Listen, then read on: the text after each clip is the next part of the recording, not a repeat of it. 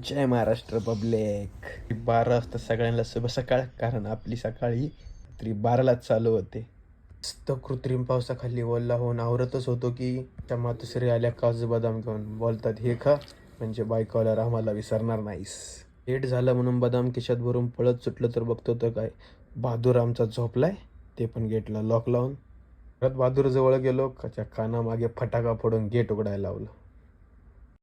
आपल्या काळ्या घोड्याची लगाम धरून निघालाच होतं बदाम चावत चावत की नाक्यावर दिसले गणेश भाऊ मस्त स्माइल करत. आपल्या गणेश भाऊला घेऊन सुसाट निघालं मार्केटच्या दिशेने.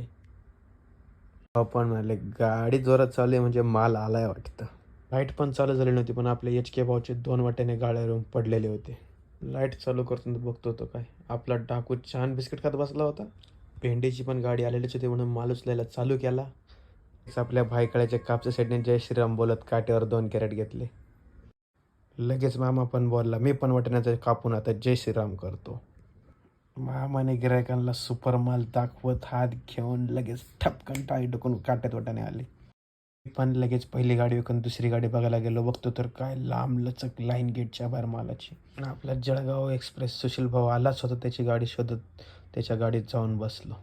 गाडीत बसलोच होतं आणि भावाने तू प्यारे किसी और का गाणं लावत गाडी मार्केटच्या आतमध्ये पोचवली. त्याला चालू करेपर्यंत विकी शेटचा जहाज येऊन तयार होता. घ्या आपण माल. पळत दुकानावर येऊन माल विकायला चालू केला. दन दन दन दन. त्या गाडीकडे आपल्या डाकोवायला पाठवलं तर जाऊन बघतो तर हा इथं पण वडापाव खात बसला होता. आपण गाडीचा माल उतरून दुकानावर गेलो तर माल संपत आलेला होता.